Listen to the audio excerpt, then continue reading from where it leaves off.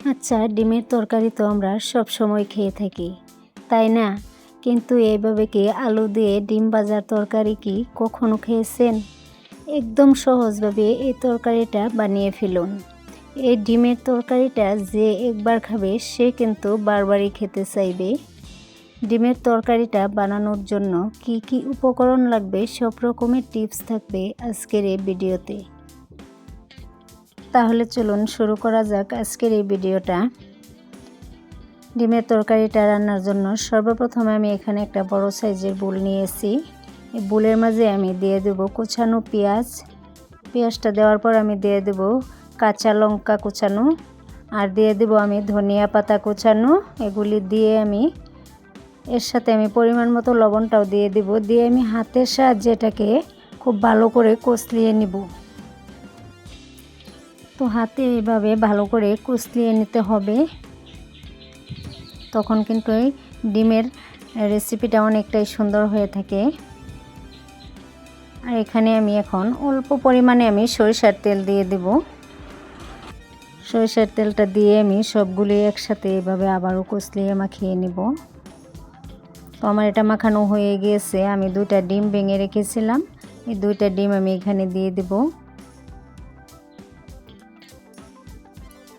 দেওয়ার পর আমি এগুলি হাতের সাহায্যে আবারও একসাথে মিশিয়ে নিব। এভাবে কষলিয়ে ভালো করে মিশিয়ে নিতে হবে। আপনারা অবশ্যই এই ডিমের রেসিপিটা একবার বানিয়ে খেয়ে দেখবেন, অনেকটাই সুস্বাদু হয়ে থাকে। তো আমি এটাকে সাইডে রেখে চুলায় একটা ননস্টিকের প্যান বসিয়ে দিলাম আমি। তো এখানে আমি সরিষার তেল দিয়ে দেব পরিমাণ মতো। দিয়ে আমি এভাবে নাড়াচাড়া দিয়ে এটাকে আমি ভালো করে গরম করে নেব। নেওয়ার পর এই ডিমটা আমি এখানে দিয়ে দেব। ডিমের মিশ্রণটা একদম সবটুকু আমি দিয়ে দেব এখানে। দিয়ে আমি এটাকে বড় সাইজ করে একটা ডিম ভাজা করে নেব। আপনারা ঘরে একদম কম সময়ে আর কম উপকরণে কিন্তু এই ডিমের তরকারিটা বানিয়ে নেওয়া যায়। একবার হলেও ট্রাই করে দেখবেন, খেতে অনেকটাই সুস্বাদু হয়ে থাকে। আর যে একবার খাবে সে কিন্তু বারবার খেতেই চাইবে।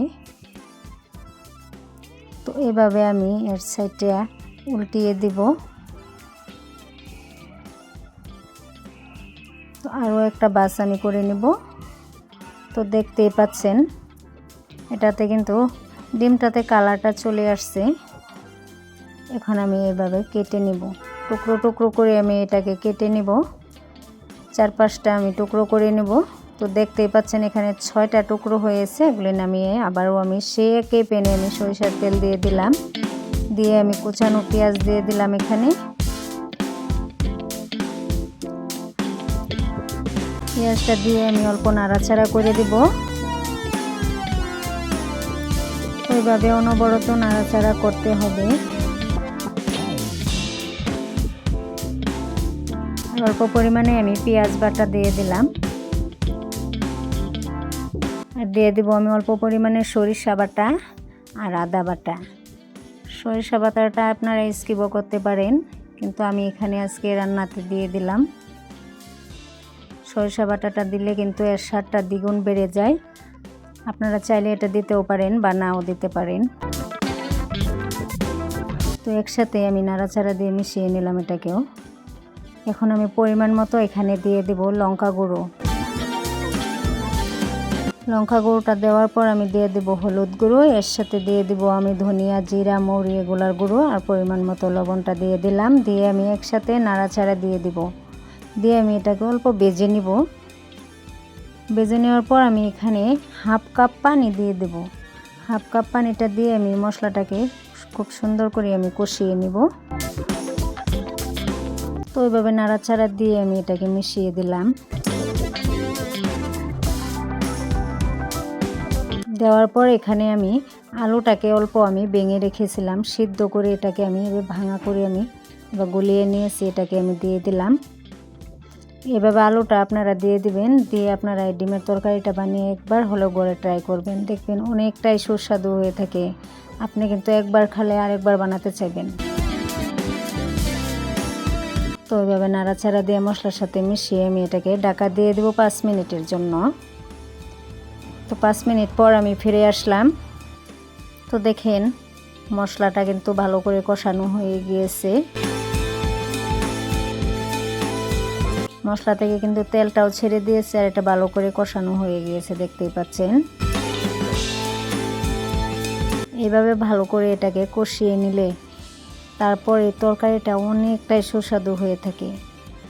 যারা যারা ভাবতেছেন ডিমের তরকারি কিভাবে বানাবো তাদের জন্য আজকের এই ভিডিওটা। এখানে এখন আমি পরিমাণ মতো পানিটা দিয়ে দেব। আপনারা আপনাদের পরিমাণ মতো পানিটা দিয়ে দিবেন। যে যতটুকু ঝোলটা রাখবেন ততটুকু পানিটা দিয়ে দিবেন আপনারা। তো অনবরত আমি এটাকে নাড়াচাড়া দিয়ে দিব।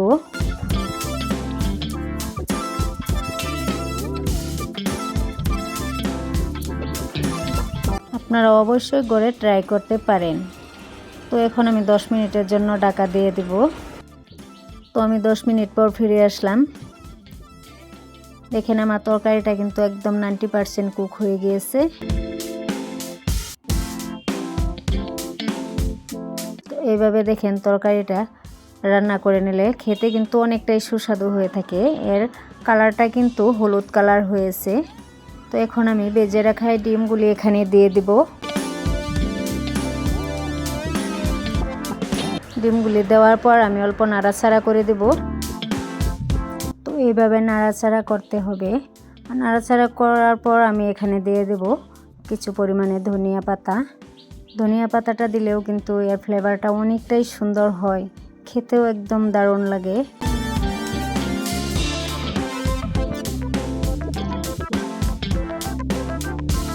তো অল্প অল্প করে আমি নাড়াচাড়া দিয়ে দিব। এইভাবে দিয়ে আমি চুলার আঁচটা এখন বন্ধ করে দেব।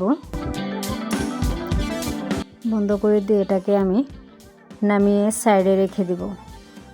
রেখে দিয়ে আমি একটা বড় সাইজের বাটি নেব। এই বাটির মাঝে আমি তরকারিটা দেখেন এভাবে ঢেলে নেব।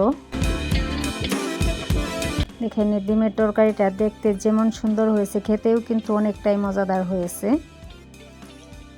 তাহলে আজকের এই ডিমের রেসিপিটা কেমন হয়েছে কমেন্ট বক্সে জানিয়ে দেবেন। আজকের ভিডিওটা আমি এখানেই শেষ করলাম। আবারও দেখা হবে নতুন আরও একটা রেসিপিতে। সবাই ভালো থাকুন, সুস্থ থাকুন।